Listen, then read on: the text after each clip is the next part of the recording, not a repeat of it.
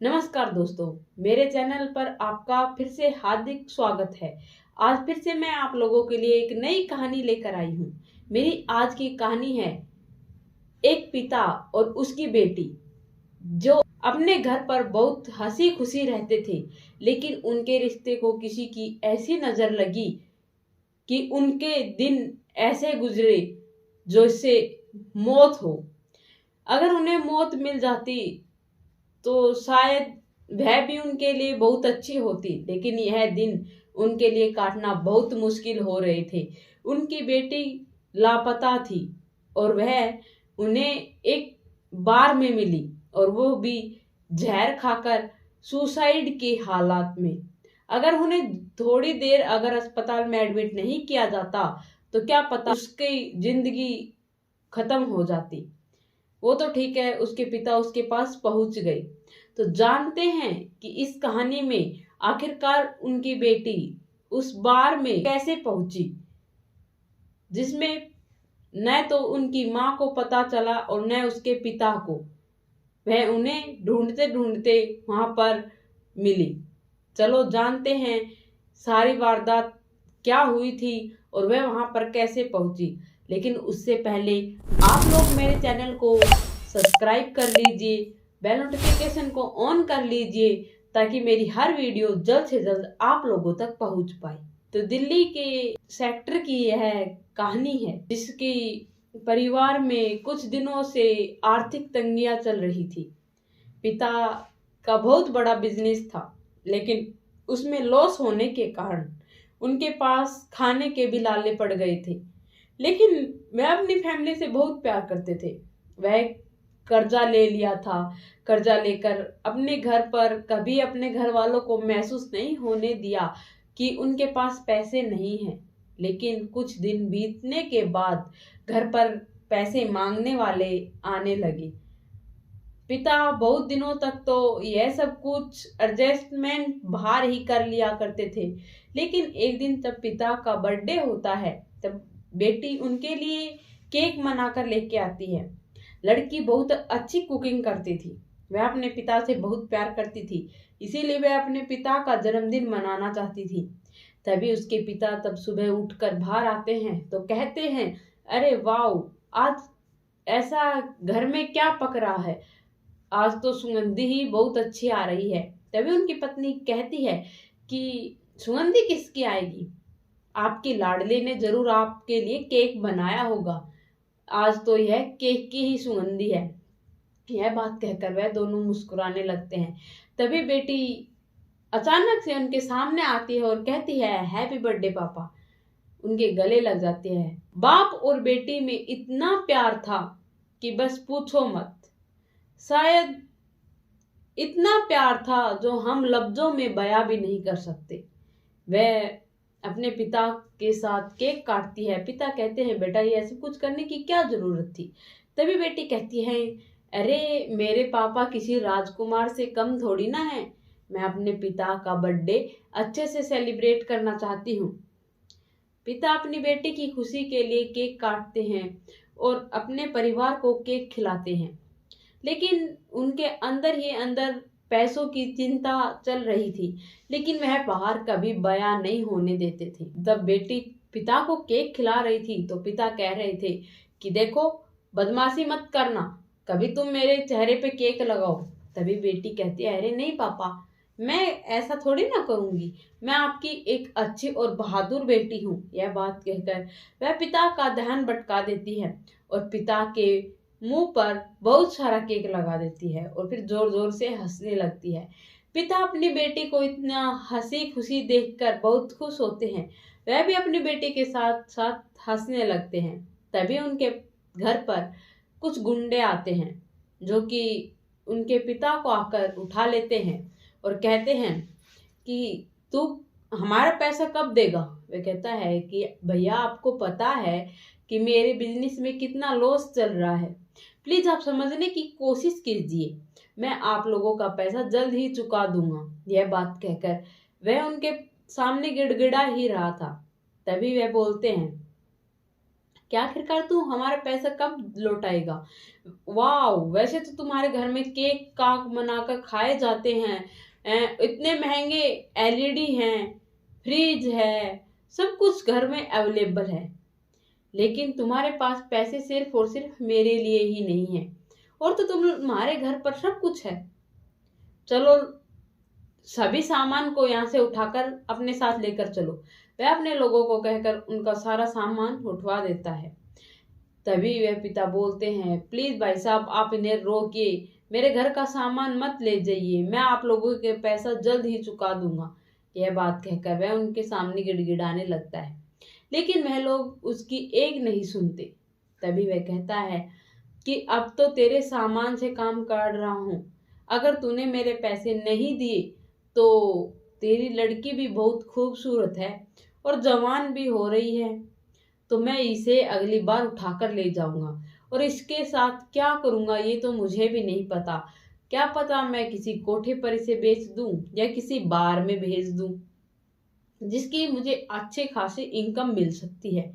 यह बात सुनकर पिता उन्हें चिल्लाते हुए कहते हैं, देखो तुम मेरी बेटी के बारे में कुछ गलत सलत मत बोलो। तभी वह बोलता है, आवाज नीची कर और मेरा कर्ज चुका दे, मुझे तेरी बेटी से कोई लेना देना नहीं है। यह बात कहकर वह उनका कीमती सामान लेकर चले जाते हैं। लेकिन पिता को अब अपनी बेटी की बहुत चिंता होने लगी थी। वह अपनी बेटी से लिपटकर बहुत रोए। तभी माँ को बाप और बेटी की यह दुख भरी कहानी समझ नहीं आ रही थी कि आखिरकार वह करे तो करे क्या, वह उन दोनों का साथ कैसे दे। तभी उसने डिसीजन लिया कि क्यों ना मैं अपने भैया के पास फोन करूं और अपनी बेटी की कहीं नौकरी ढूंढवाऊं, ताकि यह नौकरी करे तो क्या पता हम इस गुंडे के पैसे जल्दी से जल्दी चुका पाए। वह अपनी बेटी मंजू की अपने भैया के साथ किसी कंपनी या किसी रेस्टोरेंट में जॉब के लिए बात करती है, क्योंकि उसकी बेटी को बहुत अच्छी कुकिंग आती थी। वह कहती है कि भैया यहीं के आसपास के शहरों में आप मेरी बेटी की नौकरी लगवा दो, ताकि हम जल्दी से जल्दी कर्जा चुका पाएं। यह बात सुनकर उसके भैया उसके घर पर आते हैं और आकर अपने जीजाजी से प्रणाम करते हैं, अपनी बहन को प्रणाम करते हैं और फिर अपनी भांजी के पास आते हैं और कहते हैं, अरे वाह तुम तो पहले से भी खूबसूरत हो गई हो, लगता है बहुत कुछ खाने लग गई हो और तुम तो शादी के लायक हो गई हो। यह बात कहकर वह हंसने लग जाता है। दूसरी तरफ भांजी इतनी बोली थी, वह भी अपने मामा जी की बात सुनकर हंसने लग जाती है। उसे नहीं पता था कि उसकी जवानी के हर तरफ दुश्मन खड़े हो चुके हैं। वह अपने मामा जी के साथ बंबई चली जाती है, लेकिन उसे नहीं पता था कि मामा जी उसे बंबई लेके जा रहे हैं। मामा जी ने तो उनके माता पिता से बस यही कहा था कि मैं यहीं आसपास के शहर में इन्हें किसी होटल में काम दिला दूंगा। पिता इस बात के लिए बिल्कुल भी खुश नहीं थे कि उसकी बेटी नौकरी करे, लेकिन पिता मजबूरी में आकर उन्हें अपनी बेटी को भेजना पड़ा। वे कहते हैं कि आखिरकार आप इतने क्यों घबरा रहे हो, आपकी बेटी यहीं पर ही रहेगी, अब जब चाहो उनसे मिल सकते हो। यह बात कहकर दोनों पति पत्नी डिस्कस करके अपनी बेटी को उसके साथ भेज देते हैं। बेटी भी अपने पिता को अलविदा कहकर वहां से नौकरी के लिए चली जाती है। उन लोगों को नहीं पता था कि उनके मामा जी उनके साथ क्या करने वाले थे। उनके मामा जी उन्हें लेकर जाते हैं और कहते हैं कि अरे बेटा लो, तुम लोगों ने मिठाई तो खाई नहीं, देखो मैं आज सुबह मंदिर गया था और तुम लोगों के लिए मिठाई लेकर आया हूँ, लो जल्दी से तुम लोग मिठाई खा लो। वह एक एक लड्डू दोनों को देता है। मंजू और सोनिया लड्डू को खाते ही बेहोश हो जाती हैं। वह उन दोनों को लड्डू खिलाकर बेहोश कर देता है। वह उनका फोन लेकर उनकी दोनों की सिम निकाल कर तोड़ देता है और फोन को अपने आप के पास रख लेता है और उन्हें बंबई के लिए लेकर चला जाता है। वह उन्हें बंबई ले जाकर बार के अंदर बेच देता है। उसका बहुत दिनों से लड़कियां सप्लाई करने का धंधा चला हुआ था, जिनसे माता और पिता दोनों बेखबर थे। और उनके एक पड़ोस की लड़की भी उसके साथ गई थी, क्योंकि उनके घर की भी आर्थिक स्थिति कुछ ठीक नहीं चल रही थी, जिसके कारण उनके पिता ने सोचा कि मंजू जा रही है तो सोनिया भी चली जाएगी, और क्या पता इससे हमारी हेल्प हो जाएगी। वह अपनी दोनों बेटियों को इतनी दूर भेज चुके थे, जिनके पास जाना अब मुमकिन नहीं रहा। कुछ दिन बीत जाते हैं। बेटी का फोन न आने के कारण वह अपने भैया के पास अपने पति को लेकर जाती है और अपनी बेटी मंजू के बारे में पूछताछ करती है। लेकिन वह कहता है वह ठीक है, उनका फोन खराब हो गया होगा क्योंकि आप लोगों ने उन्हें सेकंड हैंड फोन दिलाया था। वह यूं ही बातों में उनको उलझाकर उनसे बातें न कराने के बहाने ढूंढता रहा। एक दिन तब वह उससे मिलने जाते हैं तो एक औरत उसके पास जो कह रही थी कि प्लीज तुम मुझे कोई भी काम दिला दो, मैं कुछ भी करूंगी। वह कहता है कि तुम कैसे क्या क्या कर सकती हो। फिर वह कहती है कि मैं कुछ भी करने के लिए तैयार हूँ। अगर आप कहोगे कि मुझे बार में डांस करना है, मैं वह भी करूंगी। मैं पैसों के लिए कुछ भी करने के लिए तैयार हूँ, क्योंकि मेरे घर पर पैसों की खूब तंगी चल रही है, जिसके कारण मैं कुछ भी करूंगी। यह बात पीछे उस लड़की के माता पिता सुन रहे थे। तभी वह कहते हैं कि ये सब कुछ क्या है। तभी वह उन्हें देख लेता है और वह इन सभी से निकलने के लिए उस लड़की को धक्के मारकर अपने घर से बाहर निकाल देता है और कहता है तुझे क्या मैं ऐसा वैसा व्यक्ति दिखता हूँ? अरे इज्जतदार आदमी हूँ मैं, चली जाओ यहाँ से, तुम्हारा तो दिमाग खराब हो गया है। दो पैसों के लिए क्या मैं तुम्हें ऐसी वैसी नौकरी दिलाऊंगा? यह बात कहकर लेकिन मंजू के पिता को उस पर शक होने लगा। वह कहने लगा कि मेरी बेटियां कहाँ हैं? 1 सप्ताह हो गया उन्हें जाए, वह हमारे पास एक बार भी फोन भी नहीं करती। हम करते हैं तो उनका फोन स्विच ऑफ आता है। वह फिर से उन्हें कहता है कि उसका फोन खराब हो गया। मैं उनसे फोन कर कर कह दूंगा कि तुम लोगों के पास फोन कर ले, मैं अपने मैनेजर को कहता हूँ। तभी वह कहता है ठीक है। लेकिन वह पूछते हैं कि यह औरत आखिरकार कौन थी? वह टालते हुए कहता है मैं नहीं जानता, और इस औरत की बातों में आप मत आना, क्योंकि यह आदि पागल है, यह हमेशा मेरे साथ ऐसे ही करती है। यह बात कहकर वह उन्हें टालते हुए वहां से अपनी जान को छुटाकर चला जाता है। तभी उसके पिता उसे कहते हैं रुको, आखिरकार तुम यह तो बता सकते हो कि हमारी बेटियां किस होटल में काम करती है। उसके चेहरे की हवाइयां उड़ जाती है, क्योंकि अगर वह किसी होटल में उनकी बेटियों को जॉब दिलाता तो उसे यह सब कुछ पता होता। वह घबरा गया कि अब तू होटल का कौन से का नाम ले। तभी उसके जीजा जी कहते हैं कि आखिरकार तुझे होटल का नाम बताने में इतनी देर कैसे लग गई? कल ही तो तू होटल से वापस आया है और इतनी ही जल्दी तू होटल का नाम भी भूल गया। वह कहता है कि जीजा जी आप कहना क्या चाहते हो? आप का मतलब है कि मैं झूठ बोल रहा हूँ, आप मुझ पर शक कर रहे हो? अरे वो किसी ने सही कहा है, किसी की मदद नहीं करनी चाहिए। अगर किसी की मदद करते हैं तो किसी को कोई गुण निशान नहीं रहता। यह बात कहकर वह उन्हीं के सर पर वापस सवार हो जाता है। वह उसे कहते हैं हाँ हाँ ठीक है, हमें तुम पर विश्वास है, ठीक है हमारी बेटी से हमारी बात करवा देना। वह कहता है अरे दीदी आप क्यों टेंशन लेते हो, मैं आपकी बेटी से आपकी बात करवा दूंगा, मैं कह दूंगा उससे कि वह आप लोगों से बात कर ले। यह बात कहकर वह अपनी जीजाजी और अपनी बहन को वहां से भेज देता है। लेकिन उसके जीजाजी और उसकी बहन को अब भी उस पर कोई विश्वास नहीं था। उसकी बातों से साफ पता चल रहा था कि वह झूठ बोल रहा है, लेकिन वह कुछ भी नहीं कर पा रहे थे क्योंकि उन लोगों के पास उसके खिलाफ कोई सबूत नहीं था। इसीलिए वह लोग उसके खिलाफ सबूत इकट्ठा करने लगे, लेकिन उन लोगों के हाथ कुछ नहीं आ रहा था। तभी सोनिया के पिता उनके घर पर आते हैं और कहते हैं अरे भाई साहब, आपकी बेटी मंजू भी मेरी बेटी सोनिया के साथ गई है। मेरी बेटी सोनिया का गई है तब से कोई फोन या कांटेक्ट नहीं हो पा रहा है। आपका क्या आपकी बेटी से बात हुई है तो प्लीज आप लोग मेरी बेटी से बात करा दो। वह दोनों साथ ही गई हैं, कैसी है, ठीक है या नहीं है, मुझे उनकी बहुत फिक्र हो रही है। तभी मंजू के पिता कहते हैं कि बात तो हमारी भी नहीं हुई है और मुझे नहीं पता कि वो कैसी हैं। तभी उसके पिता कहते हैं चलो हम क्यों ना मेरे साले साहब के पास चलते हैं और पता करते हैं कि वह लड़कियां कहाँ हैं।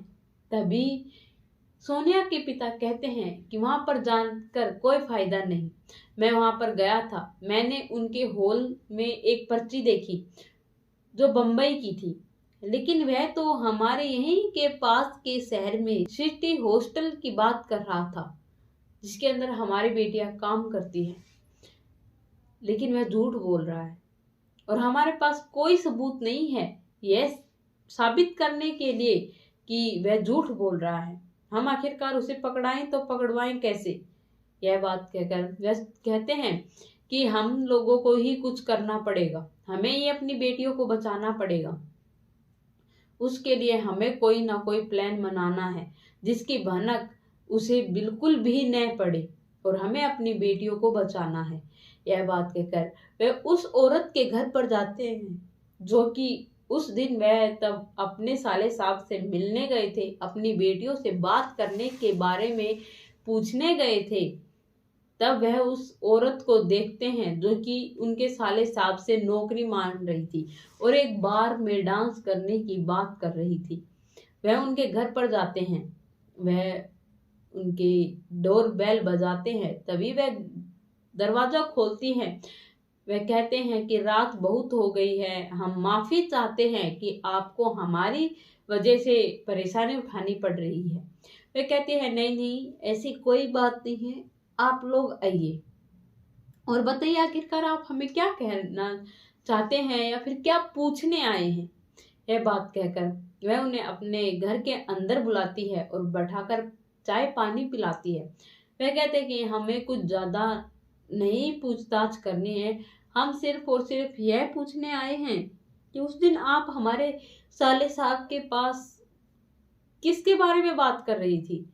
शायद मैंने सुना था आप कह रहे थे कि मुझे किसी भी बार में काम दिला दो।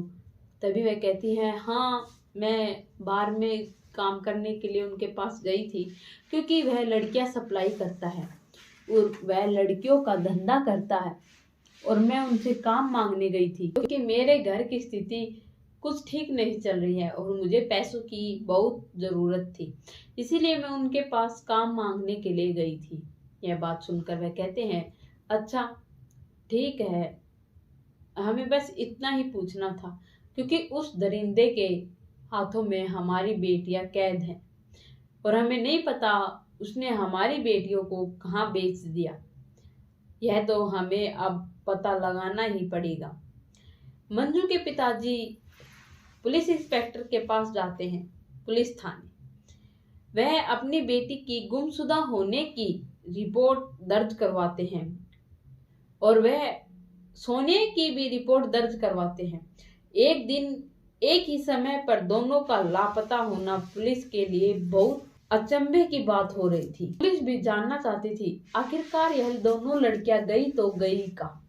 तभी उनके पिता कहते हैं कि हमारी बेटियां कहीं बम्बई में बेच दी गई हैं, लेकिन वह अपने साले साहब का नाम नहीं बताते क्योंकि वह चाहते थे कि उनके बगैर ही वह अपनी बेटियों को ढूंढ पाए, क्योंकि वह उन्हें बता देते तो क्या पता वह लोग अलर्ट हो जाते। इसीलिए वह उन्हें कुछ भी बताए बगैर ही सब कुछ प्लान कर रहे थे। वह पुलिस इंस्पेक्टर साहब के पास कंप्लेंट लिखवाई क्योंकि जल्द से जल्द वह अपनी बेटियों को ढूंढना चाहते थे। वह यह खबर उन्हें नहीं लगने देना चाहते थे ताकि वह सही सलामत अपनी बेटियों तक पहुंच पाए। वह तभी पुलिस इंस्पेक्टर साहब को कहते हैं कि पुलिस इंस्पेक्टर साहब मैं आप लोगों के साथ यह केस सुलझाने में आप लोगों की मदद करना चाहता हूँ, मैं भी अपनी बेटियों के लिए कुछ करना चाहता हूँ, उन्हें ढूंढने में आप लोगों की मदद करूंगा। तभी पुलिस इंस्पेक्टर साहब कहते हैं कि हवलदार यहाँ पर आओ। उन दोनों की फोटो देकर कहते हैं कि इन लड़कियों की सप्लाई इन्हीं 2 महीनों के अंदर हुई है। पता करो कि बम्बई में इन 2 लड़कियों की एंट्री किस बार में हुई है। यह बात कहकर पुलिस इंस्पेक्टर साहब कहते हैं कि हाँ जी, आप हमारी अगर मदद करना चाहते हो तो आप बम्बई के हर एक बार में जाओ और पिता बनकर नहीं बल्कि एक कस्टमर बनकर जाओ और हमें वहां पर की हर एक खबर दो। जहां पर भी आपकी बेटी आपको नजर आए तो आप जल्दी से जल्दी हमें इन्फॉर्म कीजिए। हम वहां पर रेड गिरेंगे और हम आपकी बेटी को सही सलामत आपके पास वापस लेकर आएंगे। यह बात कहकर पुलिस इंस्पेक्टर साहब उसके पिता को काम पर लगा देता है। दूसरी तरफ मंजू और सोनिया वहां से निकलने की पूरी कोशिश कर रही थी। उनके पास कोई भी ऐसा रास्ता नहीं था कि वह बाहर निकल सके। वह गुंडों की निगरानी में रहती थी। वह बार में डांस करती और उनके साथ कई लोग तो ऐसे होते थे जबरदस्ती भी किया करते थे। लेकिन मंजू अपने आप को बहुत सुरक्षित रखती थी। वह अगर किसी का हाथ लग जाता उसी पर हाथ उठा दिया करती थी। इसी वजह से उनका मालिक उनसे गुस्सा हो जाता है और उन्हें सजा देने की बात कहता है। लेकिन वह अब भी नहीं मानने वाली थी। उनके गुंडों की हर वक्त उन पर नजरें गड़ी हुई होती थी। दूसरी तरफ उनके जब वह सोती उनके रूम बाहर से लॉक कर दिए जाते थे। वह दोनों यह बात सोच रही थी कि आखिरकार वह यहाँ से बाहर निकले तो निकले कैसे। अगर हम बाहर भागकर जा नहीं सकते तो हम यहाँ से लैंडलाइन नंबर पर अपने घर पर फोन तो कर सकते हैं। लेकिन यह लोग हम पर बहुत निगरानी रखते हैं तो यह हमें फोन तक तो पहुंचने देंगे नहीं। तो हमें कुछ ऐसा करना पड़ेगा कि इनका हम पर विश्वास बने और हम इनके विश्वास का फायदा उठाकर अपने माता पिता को इनकी सारी करतूतों के बारे में बता पाए। लेकिन उन लोगों को कुछ समझ नहीं आ रहा था। फिर वह एक दिन बैठकर दोनों बहनें बात कर रही थी कि क्यों ना हम इनकी सारी बातें माने। ये हम पर निगाहें इसलिए रखते हैं कि हम कहीं भाग ना जाए। ये हमारे रूम को इसीलिए लॉक करते हैं। यह बात सुनकर वह दोनों डिसाइड कर लेती हैं कि अब वह वही करेंगे जो वह चाहते हैं। वह वही करने लगी जो वह लोग चाहते थे। वह अच्छी तरीके से डांस करती थी, खुश रहती थी, हर कस्टमर के साथ हंस घुल जाती थी। यह सब कुछ उनका साथ देखकर उनसे प्रसन्न हुआ और उनके पास से बॉडीगार्ड भी हट गए और निगरानी भी हट गई और उनका जो रूम को लोक रखते थे वह भी उनका अब खुला रहने लगा। वह सही मौका देखकर अपने पिता के पास फोन करते हैं। लेकिन पिता अपनी बेटी को ढूंढने में इतने बिजी थे उनके लैंडलाइन नंबर कोई नहीं उठाता। तभी उनके मालिक उन्हें देख लेते हैं और उन्हें पकड़कर कहते हैं कि तुम्हें इनकी सजा बहुत भारी चुकानी पड़ेगी। यह बात कहकर वह उन्हें दोनों को एक स्टोर रूम में ले जाकर बंद कर देते। वह उन दोनों को ले जाकर एक स्टोर रूम में बंद कर देते हैं। बंद करके वह मालिक उनके पास जाता है और अपने कपड़े उतारकर उन दोनों लड़कियों के साथ जबरदस्ती उनका रेप कर लेता है। रेप करने पर वह लड़कियां बहुत उदास हो जाती हैं और वह कहता है कि आज की तो सजा सिर्फ यह है, अगर तुम लोगों ने दोबारा से भागने की कोशिश की मैं यहाँ के सारे लोगों को तुम लोगों पर कुत्तों की तरह टूटने दूंगा, जो कि तुम्हारी क्या हालत करेंगे यह तो मुझे भी नहीं पता। फिर तुम लोग यहाँ से जाने की तो दूर की बात, यहाँ से जाने की सोचोगी भी नहीं। वह बहुत डर जाती है। दूसरे दिन तब उनकी मालकिन उन्हें कहती है कि आखिरकार आज यह लड़कियां इतनी शांत शांत क्यों हैं? न तो ये कुछ बोल रही हैं, आज इनके मुंह थोड़े उतरे उतरे लग रहे हैं। आखिरकार बात क्या है? तभी उनके मालिक कहते हैं कि बात तो कुछ नहीं, आज रात को यह कुछ ज्यादा शानी बन रही थी, इसीलिए आज मैंने इन लोगों को सबक सिखाया है। इसीलिए इनकी इतनी हिम्मत नहीं है कि आज के बाद यह कभी बाहर जाने की बारे में सोचेंगी। तभी उनकी मालकिन उसे कहती है, नहीं सर, आप यह गलत सोच रहे हैं। अगर यह दोनों साथ रहेंगी तो यह कुछ ना कुछ फिर से जुगाड़ करेंगी। अगर आप इन्हें दोनों को पाड़ दो तो अकेली लड़की कभी कुछ नहीं कर पाएगी, क्योंकि हमारे इस बार में मैंने ऐसा बहुत बार देखा है। अकेली लड़की जल्दी मान जाती है हमारे साथ यहाँ पर रहने के लिए। दो लड़कियां अगर इकट्ठी आती है जो आपस में जानती है, पहचानती है, उन्हें इस ढंग में डालने के लिए बहुत ज्यादा मेहनत करनी पड़ती है। यह बात कहकर वह अपने साहब को कहती है कि क्यों ना एक लड़की को हम बेच दें। तभी उनका साहब कहता है कि हाँ, मेरा एक फ्रेंड विजय है, उसके पास लड़की की कमी है और वह एक लड़की हमसे पूछ भी रहा था, तो चलो हम इन्हीं दोनों में से उसने एक लड़की दे देते हैं। वह लोग वहां पर आ जाते हैं और वह लड़कियां सिलेक्ट करने के लिए कंफ्यूज थे। वह मंजू को छोड़कर सोनिया को वहां से लेकर चले जाते हैं और उसे बेहोश का इंजेक्शन लगाकर अपनी गाड़ी में बैठाकर अपने ही कोठे पर ले जाकर एक कमरे में बेड पर सुला देते हैं। वह बेहोश थी, उसे नहीं पता था वह कहां पर है। दूसरी तरफ मंजू बहुत घबराई हुई थी। वह रोती चिल्लाती, लेकिन उसकी पुकार सुनने वाला कोई नहीं था। उसकी एक फ्रेंड थी जो उससे जुदा कर दी गई थी। अब वह गुमसुम सी रहने लगी। वहीं पर एक व्यक्ति था जो बहुत पुराना कस्टमर था और वह एक लड़की के साथ ही अपना वक्त बिताता था। लेकिन उसकी नज़र मंजू पर पड़ जाती है।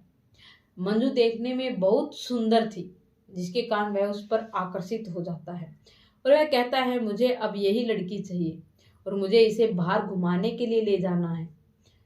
वह लड़की मना कर देती है। दूसरी तरफ जिस लड़की पर उसकी निगाहें होती थी और अब वह उसे इग्नोर करने लगा था, वह उसके पास आती है और कहती है कि आखिरकार तू मेरा धंधा चौपट क्यों करना चाहती है, तू यहाँ से चली क्यों नहीं जाती। तभी वह कहती है कि मैं यहाँ पर अपनी मर्जी से नहीं आई, मुझे यहाँ जबरदस्ती लाया गया है, मैं भी अपने घर वापस जाना चाहती हूँ। तभी वह लड़की कहती है कि यहाँ से जाने का तो कोई रास्ता नहीं है। अगर तू ये सब कुछ नहीं करना चाहती तो एक काम क्यों नहीं करती, तो कुछ खा पी कर मर क्यों नहीं जाती। इन सभी झंझटों से तभी तुम्हें छुटकारा मिल सकता है। अगर तू यहाँ से भागने की कोशिश करेगी तो उसमें कभी सफल नहीं हो पाएगी। यह बात कहकर वह उसके दिमाग में इतना कुछ भर देती है कि वह अब सुसाइड के बारे में सोचने लग जाती है।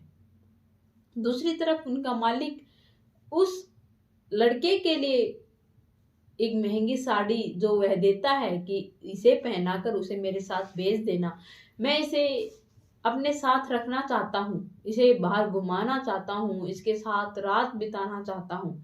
लेकिन मंजू इन सभी के लिए मना कर देती है कि मुझे ये कुछ नहीं करना, मैं नहीं जाना चाहती हूँ और मैं नहीं पहनूंगी ये उस लड़के की दी हुई साड़ी। यह बात है। तभी मालिक कहता है, तू तो क्या, तेरे बाप भी इस साड़ी को पहनेंगे। वह मट्टी तेल लेकर जो वह पहने हुई थी उस साड़ी के पल्लू में आग लगा देता है, जिसके कारण मंजू को वह साड़ी उतारकर फेंकनी पड़ती है। मजबूरन उसे उस साड़ी को पहनना पड़ता है। तब वह बाहर आती है तो उसकी मालकिन कहती है कि उसकी तो पसंद बहुत अच्छी है, कपड़े तो बहुत अच्छे पसंद करता है और पहनने वाली को भी। यह बात कहकर वह उसके पास से केक मनवाती है। दूसरी तरफ उसके पिता अपनी बेटी को ढूंढने के चक्कर में न जाने कितनी बारों में ठोकर खा चुका था, लेकिन उसके हाथों में निराशा ही लग रही थी। एक दिन वह उस बार में पहुंच गया जहां पर सोनिया को किडनैप करके रखा गया था। उसे बेहोशी का इंजेक्शन दे रखा था। उसे नहीं पता था वह कहाँ पर है, कहाँ पर नहीं। लेकिन मंजू के पिता वहां पर पहुंच जाते हैं और वह वहां पर जाकर कहते हैं कि मुझे एक कच्ची लड़की चाहिए जिसकी उम्र 18-19 साल हो, मैं उसके अच्छी रकम दूंगा। यह बात कहकर वह कहता है कि आखिरकार तुम करते क्या हो। वह कहता है कि मैं ऐसा कुछ नहीं करता हूँ, मैं सिर्फ और सिर्फ गाड़ी चलाता हूँ और यहाँ से गुजर रहा था तो सोचा क्यों ना अपना मन बहला लिया जाए। यह बात कहकर वह उस आदमी का विश्वास बिल्कुल जीत लेता है। वह विश्वास बना लेता है कि यह एक इंसान ड्राइवर है और ड्राइवर अक्सर ऐसी जगहों पर जाते रहते हैं, उन पर कोई शक नहीं करता। वह हर एक लड़की को देखता है लेकिन उसे उनमें से कोई पसंद नहीं आती। वह एक रूम को खोलकर देखता है जहां पर सोनिया बेहोश बंधी हुई पड़ी थी। वह उसे देख रहा था और आवाज लगा रहा था कि सोनिया बेटा उठो, मैं देखो मंजू का पिता। लेकिन उसे बेहोशी का इंजेक्शन लगाया हुआ था जिसके कारण उसे बिल्कुल भी होश नहीं था कि वो कहाँ पर है। उसके लाख पुकारने पर भी वह नहीं बोलती। पीछे से उनके आदमी आ जाते हैं और कहते हैं, अरे जी क्या देख रहे हो, यह लड़की तो हमारे पास कल ही आई है। तभी वह कहता है मुझे यही लड़की चाहिए, मुझे नहीं पता। वह कहता है कि इसकी तो फीस 10,000 है, क्या आप दे सकते हो। वह कहता है मेरे पास इतने पैसे तो नहीं हैं, पर हाँ 5,000 मेरे पास कैश है और मेरी घड़ी ले लो, मेरी अंगूठी ले लो, मेरी सोने की चैन ले लो, लेकिन मुझे यह लड़की चाहिए। तभी वह कहता है अरे वाह अंकल, आप में तो जवानी फूट रही है, लगता है आज तो पूरी जवानी यहीं निकाल कर जाओगे। वे कहते हैं ठीक है, आज की पूरी रात आपकी हुई है लड़की। यह बात कहकर वह वहां से चले जाते हैं। वह अंकल जल्दी से वहां पर जाता है और वह उस लड़की को खोलता है और कहता है बेटा सोनिया तुम होश में तो आओ। लेकिन उसे होश नहीं था। वह अपने पास के जो पुलिस इंस्पेक्टर को पास उसने रिपोर्ट दर्ज करवाई थी उसके पास फोन करते हैं और अपनी सारी वारदात बताते हैं। जल्द ही पुलिस इंस्पेक्टर साहब वहां पर पहुंच जाते हैं। पुलिस इंस्पेक्टर साहब उन्हें सही सलामत घर पर ले आते हैं और वहां के जो उनके साहब थे उसे गिरफ्तार करते हैं। वह बताता है कि मैंने यह लड़की कहाँ से ली। पुलिस इंस्पेक्टर साहब वहां पर रेड मारने के लिए पहुंच जाते हैं। दूसरी तरफ उस मालिक को पता चल जाता है कि यहाँ पर पुलिस आ रही है और वो भी मंजू को लेने। मंजू की वजह से उनके सारे बार में हफड़ा थपड़ी मच जाती है। वह मंजू को ऐसे अंडरग्राउंड करने की सोचते हैं, लेकिन उससे पहले वह अंडरग्राउंड करते मंजू जहर पीकर अपनी जान देने की कोशिश कर चुकी थी। उनकी मालकिन उसे कहती है कि साहब क्यों ना हम इसे हॉस्पिटल लेकर चले, अगर यह मर गई तो क्या होगा। तभी उनके साहब कहते हैं अगर हम सही सलामत रहे तो ऐसी लड़कियां बहुत सी आ जाएंगी और अगर हम इसे हॉस्पिटल में एडमिट कराएंगे तो पुलिस आसानी से हम लोगों तक पहुंच पाएगी। वह उसे अंडरग्राउंड कर देते हैं। पुलिस इंस्पेक्टर साहब वहां पर रेड मारने के लिए पहुंच जाता है। अपनी पूरी फोर्स को वहां पर छानबीन के लिए लगा देते हैं, लेकिन मंजू का वहां पर कुछ पता नहीं चलता। पुलिस इंस्पेक्टर साहब चक्कर में पड़ जाते हैं, लेकिन उनके पास कोई सबूत नहीं होता। दूसरी तरफ उसके पिता जो अपनी बेटी से मिलने के लिए बहुत बेताब थे, वह बहुत चिंता कर रहे थे अपनी बेटी की कि उनकी बेटी किस हालात में होगी, कैसी होगी। वहीं पर पास में मेज पर केक रखा था जिस पर पिता की नजर पड़ती है। वह उस केक को चखकर देखता है और कहता है कि यह केक मेरी बेटी का है और जो यह डेकोरेट किया है यह भी मेरी बेटी ही किया करती थी। दावे के साथ कह सकता हूँ कि यह केक मेरी बेटी ने ही बनाया है और मेरी बेटी यहीं पर है, इन लोगों के ही पास, और यह लोग झूठ बोल रहे हैं कि यह लोग मेरी बेटी को नहीं जानते। पुलिस इंस्पेक्टर साहब कहते हैं कि हम लोगों के पास कोई सबूत नहीं है और यहाँ पर छानबीन करने पर भी आपकी बेटी का कोई सुराग नहीं है, तो हम इस पर ज्यादा प्रेशर नहीं दे सकते। यह बात सुनकर पिता टूट जाते हैं। वह वहीं पर पुलिस इंस्पेक्टर साहब की बंदूक लेकर उस पर तान कर कहते हैं कि जल्दी से बता मेरी बेटी कहाँ है, वरना यह सारी की सारी बंदूक की गोली तेरे अंदर तार दूंगा। वह डर जाता है और वह कहता है कि हाँ, तेरी बेटी मेरे पास ही है। वहीं पर पुलिस इंस्पेक्टर साहब कहते हैं, प्लीज तुम कानून को अपने हाथ में मत लो, कानून को अपना काम करने दो। लेकिन पिता की आत्मा एक ऐसी होती है जो यह सब कुछ मानने को बिल्कुल भी तैयार नहीं था। वह कहता है कि मुझे नहीं पता, मुझे मेरी बेटी चाहिए, और अगर यह मुझे मेरी बेटी नहीं देगा तो मैं इसे सच में जान से मार दूंगा। वह डर जाता है और वह उसकी बेटी के पास लेकर जाता है जो उन्हें अंडरग्राउंड कर रखी थी। वहां पर पुलिस इंस्पेक्टर साहब जाते हैं और उस लड़की को सही सलामत लेकर आते हैं।